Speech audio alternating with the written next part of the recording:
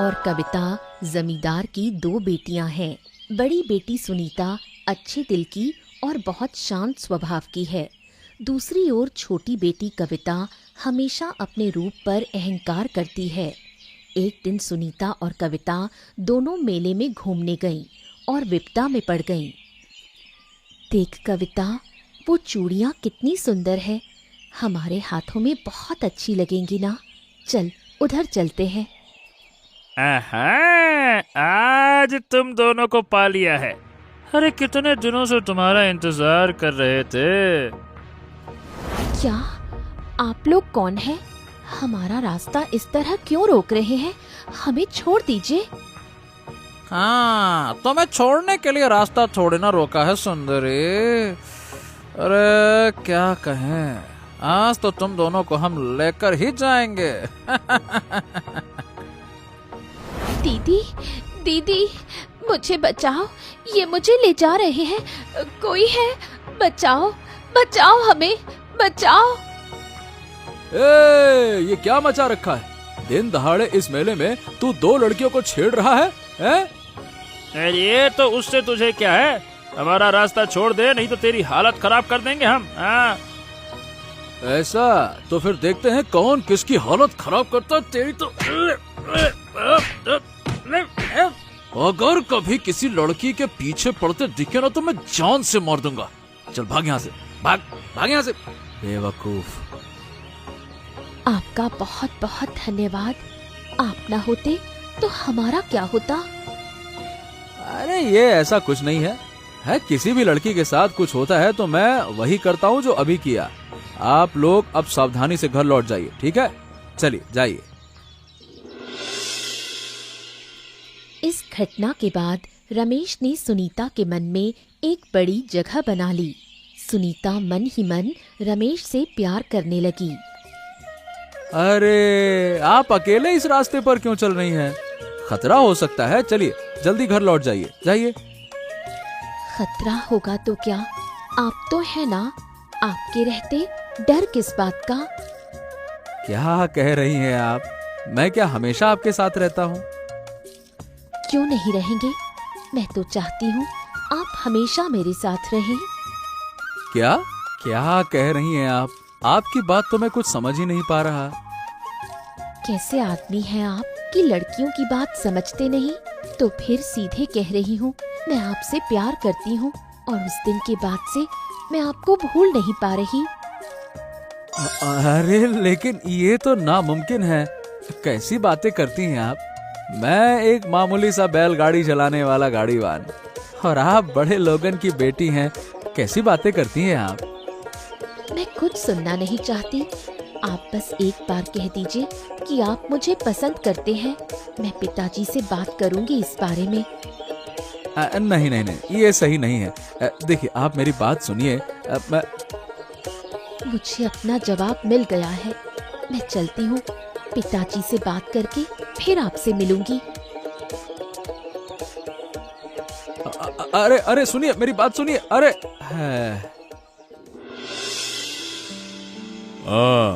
तो बताओ तुम्हारा दिन कैसा चल रहा है बेटा?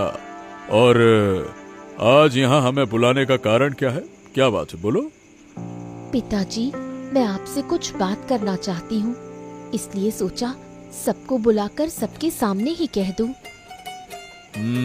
मामला कुछ गड़बड़ लग रहा है। खैर बताओ क्या बात है, तुम कहना क्या चाहती हो? मैं एक लड़के से प्यार करती हूँ। लड़के का नाम रमेश है। वो बहुत अच्छा लड़का है। सुनो सुनो, मुझे भी कुछ कहना है। मैं भी एक लड़के से प्यार करती हूँ। उसका नाम विकास है। विकास बहुत अच्छा लड़का है। वाह, तुम लोगों ने देखा, एक ही साथ अपनी पसंद की बात बता दी। तो तुम्हारे पसंद किए हुए लड़के करते क्या हैं ये भी बता दो। पिताजी, रमेश गाड़ीवान है। वो बैलगाड़ी चलाता है। क्या कहा तुमने? एक गाड़ीवान लड़के के साथ मैं अपनी बेटी की शादी करा दूं? जमींदार की बेटी की शादी होगी, किसी ऐरे गहरे नत्थु गहरे की बेटी की नहीं। अरे तुम अपने हिसाब से मत सोचो, बेटियों की पसंद के बारे में सोचो। उनकी बात मानकर सब कुछ स्वीकार कर लो। ठीक है, मेरे पास अब और करने को है क्या? और तुम लोगों ने जब पसंद कर ही लिया है तो मैं मना करूंगा तो क्या तुम लोग उन्हीं से शादी नहीं करोगी क्या? है? हाँ पिताजी, आप कुछ भी कहें, लेकिन हम शादी अपनी पसंद से ही करेंगे। हाँ, तो फिर मेरे पास और कुछ कहने को बचा ही नहीं है। तुम लोग अपनी मर्जी से जो चाहे सो करो, मेरा आशीर्वाद है, ठीक है? अरे सुनीता, तुम्हें मैं कैसे बताऊं? यही है वो मेरी छोटी सी झोपड़ी। आज से तुम्हें यहीं रहना होगा। तुम ऐसा क्यों कह रहे हो? क्या मैंने तुम्हारी छोटी झोपड़ी को लेकर तुमसे कुछ कहा क्या? अब नहीं कहा तो अब देखो, मैं भी समझता हूँ तुम बड़े घर की लड़की हो, बड़े घर में तुम्हें रहने की आदत है। इस झोपड़ी में तुम कैसे रह पाओगी? सोचो जरा। मैंने तो तुम्हारी दौलत संपत्ति देखकर तुमसे शादी नहीं की है। मैंने तुमसे प्यार किया है, इसलिए शादी की है। तुम इतना चिंतित क्यों हो रहे हो? अरे फिर भी मुझे बहुत चिंता हो रही है कि मैं तुम्हें सुख से रख पाऊंगा या नहीं रख पाऊंगा।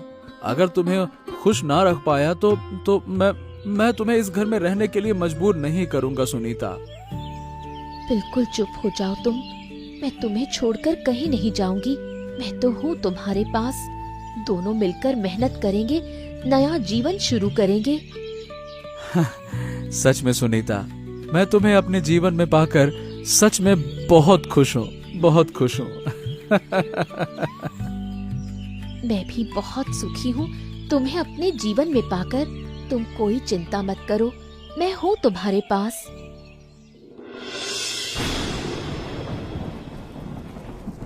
सुनिए जी, अब मैं क्या करूँ? मुझे बहुत डर लग रहा है। अगर घर गिर गया तो?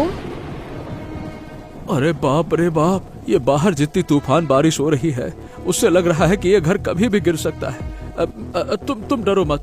मैं तो हूँ तुम्हारे पास ना। डरो मत, डरो मत, डरो मत। यही हमारा आखिरी सहारा है। अगर ये भी गिर गया तो हम कहाँ जाकर रहेंगे, बताओ?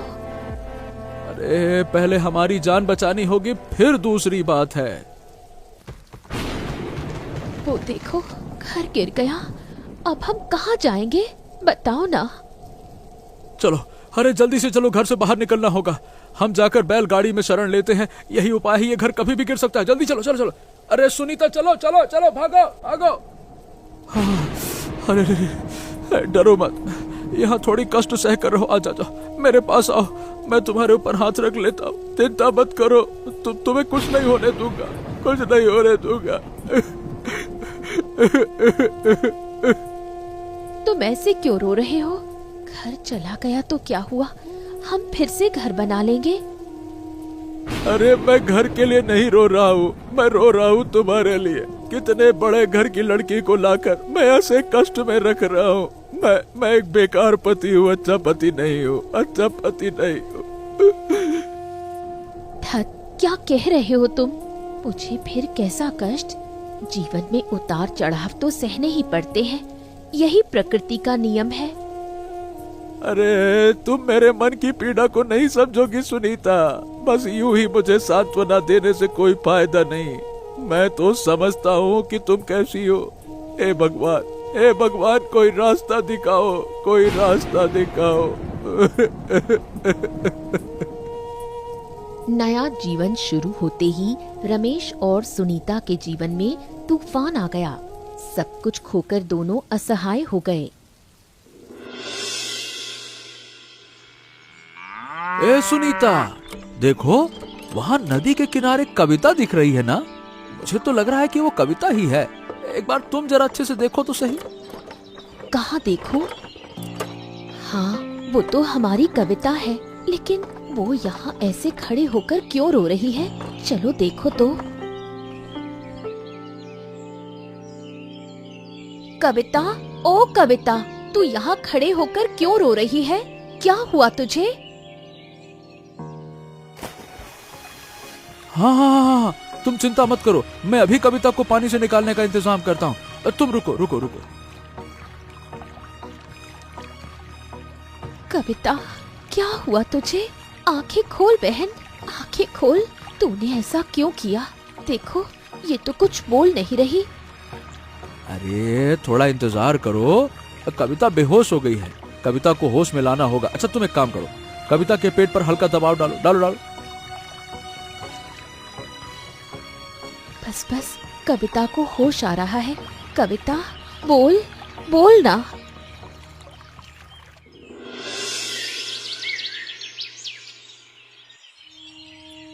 बता बहन, तूने ऐसा काम क्यों किया? कुछ तो बता। उस समय से सिर्फ रोए जा रही है। मैं कैसे बताऊं दीदी, मैं अपने सर्वनाश की बात कैसे बता सकती हूँ? इस सर्वनाश को मैंने दावत खुद दी है। क्या हुआ? निश्चित रूप से विकास ने कुछ किया है। मुझे सारी घटना खोल कर बता। विकास ने मुझे धोखा दिया है। शादी के बाद से हर रोज वो मुझ पर अत्याचार करता है, घर पर औरतें लाता है, शराब पीकर आता है। क्या इतनी बड़ी बात, इतना बुरा काम विकास कर सकता है? मैं और क्या बताऊं दीदी, मैंने बहुत सहा है। सोचा था उसे सुधार पाऊंगी, लेकिन नहीं, वो सुधरने वाला इंसान नहीं है। फिर भी तू ऐसा काम करने जा रही थी। क्या हम मर गए हैं? हमारे माता पिता नहीं है? माँ पिता के सामने किस मुंह से जाऊंगी मैं? उनके खिलाफ जाकर ही तो उससे मैंने शादी की थी। उसको लेकर बड़ी बड़ी बातें की थी मैंने। तो क्या हुआ? हमारे माता पिता हमें फेंक तो नहीं देंगे? नहीं नहीं, मैं नहीं जा सकती। मैं पिताजी के सामने जाकर खड़ी नहीं हो सकती। अब तुझे मार पड़ेगी, बता दिया है मैंने। मेरी बात नहीं मानेगी तो पछताना पड़ेगा। तू चल हमारे साथ।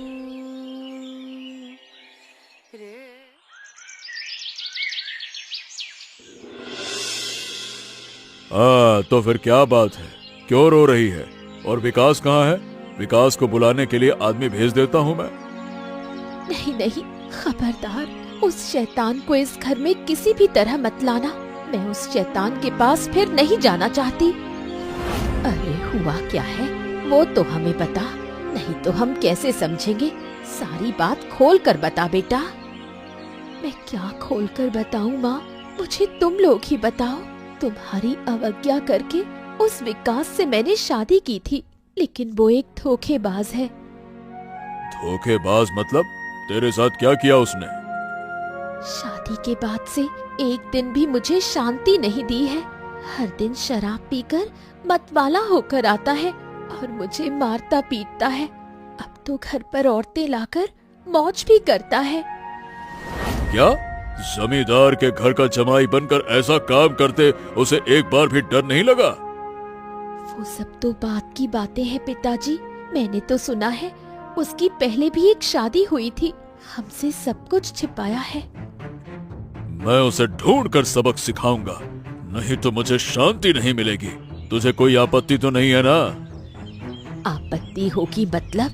मेरी बेटी के साथ ऐसा किया, उसके साथ जो करना है करो, मुझे कोई आपत्ति नहीं। उसे उसकी सजा दो पिताजी। उसको एक बार मजा चखाओ। उसने मेरी जिंदगी बर्बाद कर दी है। सब कुछ बाद में होगा, पहले कविता को संभालना होगा। उसकी हालत अब ठीक नहीं है पिताजी। तुम लोग देखो तुम क्या करोगे। मैं कविता को कमरे में ले जा रही हूँ।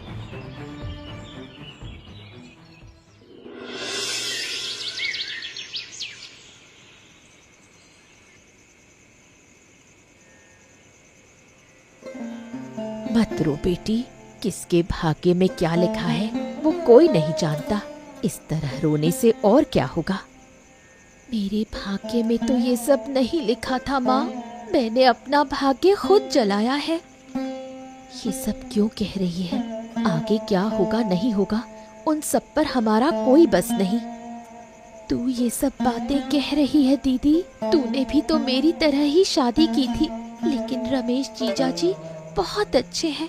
हो सकता है पैसे ना हो, लेकिन इंसान के रूप में बहुत अच्छे हैं जीजा जी। निराश होकर कोई फायदा नहीं। हम तेरी फिर से शादी करवा देंगे, देखना तू सुखी होगी। नहीं माँ, मुझे फिर शादी करने का मन नहीं है। शादी पर से मेरा सारा विश्वास उठ गया है। जिस पर विश्वास किया था उसी ने तो मुझे ठगा है। क्या फर्क पड़ता है, जीवन कभी नहीं रुकता और फिर उस ठग को सजा हम देंगे। पिताजी सारा इंतजाम कर देंगे। मुझे सिर्फ एक ही पछतावा है जिसे लेकर मैंने पिताजी के सामने बड़ी बड़ी बातें की थी। उसी के नाम पर अब पिताजी के सामने शिकायत करनी पड़ रही है।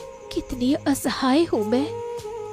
ऐसा नहीं कहना बेटी, माँ बाप के लिए उनकी संतान हमेशा ना समझ ही होती है। चाहे कितनी भी गलती कर ले, माँ बाप हमेशा माफ ही कर देते हैं।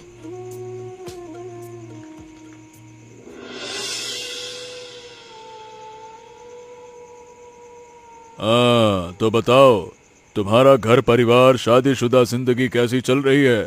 सब कुछ ठीक ठाक तो है ना?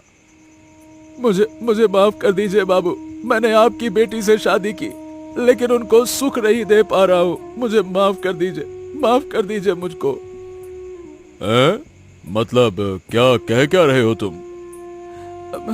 यही कि आपकी बेटी आपके घर में कितने आलीशान से पली बड़ी है, शानो शौकत वाली जिंदगी, एकदम राजकुमारी वाली, और मेरे घर में टूटी फूटी झोपड़ी में रहना पड़ता है।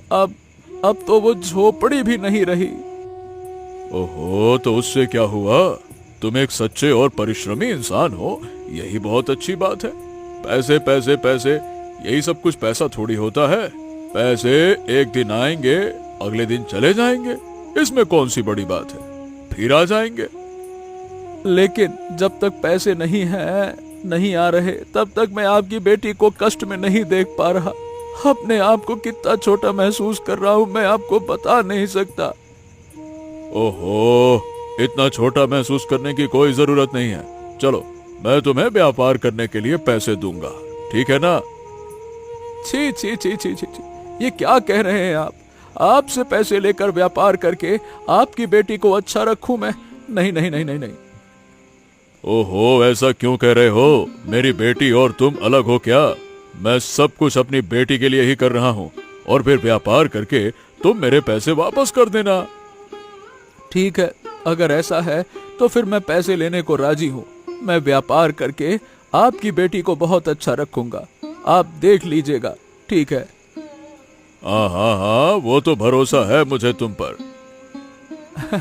आपका बहुत बहुत धन्यवाद।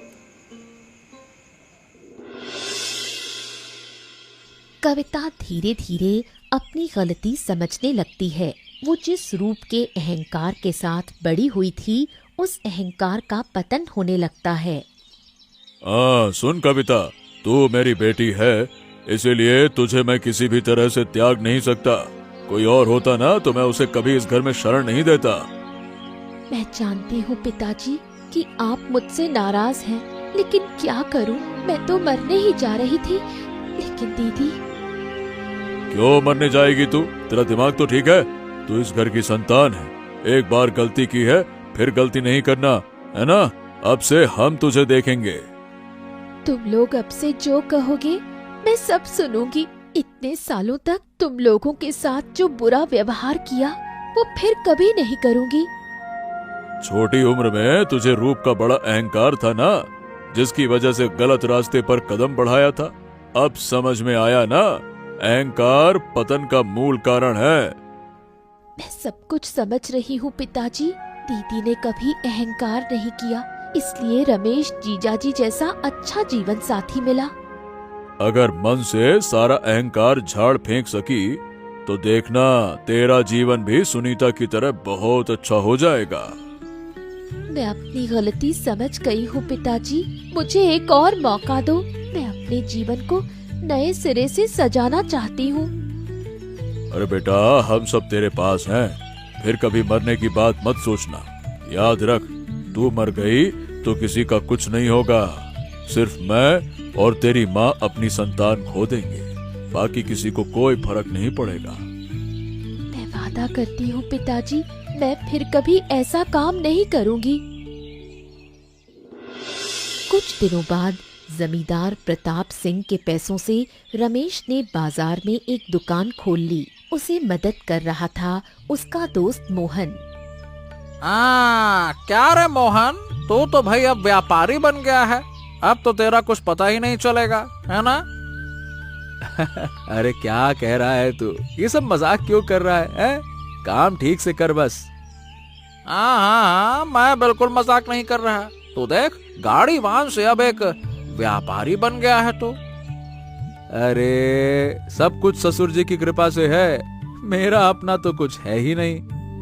किसने कहा ससुर जी की कृपा है? तुम सच्चे हो, परिश्रमी हो, इसलिए तुम्हारी तरक्की हो रही है। और फिर तुमने पिताजी से उधार पैसे लिए हैं, दया नहीं ली। अच्छा, मैं ऐसा नहीं कहना चाहता था भाई। देखो, गुस्सा मत करो।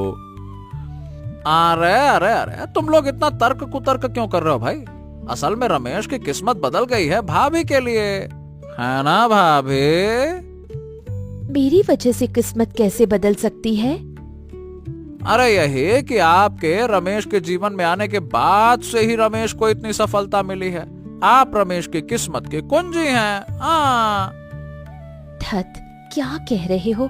खैर, तुम लोग काम कर लो, मैं तुम लोगों के लिए खाना लाई हूँ। अरे हमारे लिए खाना क्यों लाई हो? हाथ के काम निपटा लेते, फिर एक साथ ही खाना खा लेते ना। सुनो, मैं तुम्हें अच्छी तरह जानती हूँ। ये काम खत्म करते करते दोपहर बीतकर शाम हो जाएगी और उस समय तक भूखे रहोगे। वो तो नहीं हो सकता। आपने बिल्कुल सही काम किया भाभी। भूख से मेरे पेट में चूहे दौड़ रहे हैं। चल रमेश, पहले खाना खा लेते हैं भाई, चल। बालों की क्या हालत कर दी है तूने। ये तो बिल्कुल कौवे का घोंसला हो गए हैं। अब से रोज मेरे सामने बैठा कर, मैं तेल लगा दूंगी। क्या करूं दीदी, मेरी जिंदगी का ही ठिकाना नहीं। फिर बाल, ऐसा क्यों कह रही है? इतना सुंदर चेहरा, इतने सुंदर बाल, सब कुछ का क्या हाल कर दिया है। देख एक बार। अब इन सब में मन नहीं लगता दीदी, मेरी आंखें खुल गई हैं। अब ये सुंदरता मुझे नहीं खींचती। तेरी सुंदरता अब भी तेरे पास है। अपनी देखभाल कर, तू फिर से नए सिरे से सब कुछ शुरू कर। हम सब तो तेरे साथ हैं, है ना? असल में दीदी, तुम लोग हो, इसलिए अब जीने का नया स्वाद मिल रहा है। नहीं तो इतने दिनों तक जी कर भी तुम लोगों से कितनी दूर थी, बता। पागल लड़की कहीं की। अब से तेरी देखभाल मैं कर दूंगी। देख लेना, बहुत जल्दी तू फिर से पहले जैसी हो जाएगी। बहुत सुंदर हो पाऊंगी या नहीं पता नहीं, लेकिन तुम लोगों के साथ मिलजुल कर रह पाऊंगी। बस ये पता है मुझे, पहले से भी ज्यादा आनंद मिल रहा है इस जीवन में। आखिरकार जीवन के उतार चढ़ाव पार करके जमींदार प्रताप सिंह का परिवार फिर से एकत्रित हुआ। आहा, ये दृश्य देखकर तो मेरा मन भर गया। मेरी दोनों बेटियां बड़ी हो गई हैं, ऐसा लग रहा है अब। अरे ये क्या कह रहे हैं जमींदार जी? आपका तो अब नाना बनने का समय आ गया है और आप कह रहे हैं कि आपकी बेटियां अभी अभी बड़ी हुई हैं। माता पिता के लिए बेटियां हमेशा छोटी ही रहती हैं, जानते हैं ना आप? जानता हूँ। उस मामले में अगर फिर जमींदार की बेटी हो तो फिर बात ही क्या है। पिताजी, आज एक बात कहना जरूरी है। आपने तो वाकई में मेरी जिंदगी बदल दी है। आपकी वजह से ही मुझे इतनी सफलता मिली है। रमेश ने बिल्कुल सही कहा है पिताजी। आप हमें आशीर्वाद दीजिए कि हम आपका नाम रोशन कर सके। मैं भी अब समझ रही हूँ, असली सुंदरता है इंसान का प्यार, अहंकार नहीं। मैं तुम दोनों को आशीर्वाद देता हूँ। सुनीता की जिंदगी सज धज के बढ़िया हो गई है, एकदम एक नंबर। लेकिन मैं वादा कर रहा हूँ, कविता की जिंदगी को भी मैं बहुत सुंदर ढंग से सजा दूंगा, अच्छी बना दूंगा मैं। हम तो हैं, हम सब मिलकर कविता की देखभाल करेंगे। मैं भी तुम सबके साथ मिलजुल कर रहूंगी। इस परिवार को एकत्रित रखने की कोशिश करूंगी। इसके बाद रमेश बैलगाड़ी चलाने वाले से एक सफल व्यापारी बन गया। दूसरी ओर जमींदार प्रताप सिंह ने कविता की जिंदगी फिर से नए सिरे से शुरू करवाई। ऐसी मजेदार कहानियाँ देखने के लिए हमारे चैनल को सब्सक्राइब करना मत भूलिए। अच्छा बताओ दोस्तों, इस कहानी में रमेश का पेशा क्या था?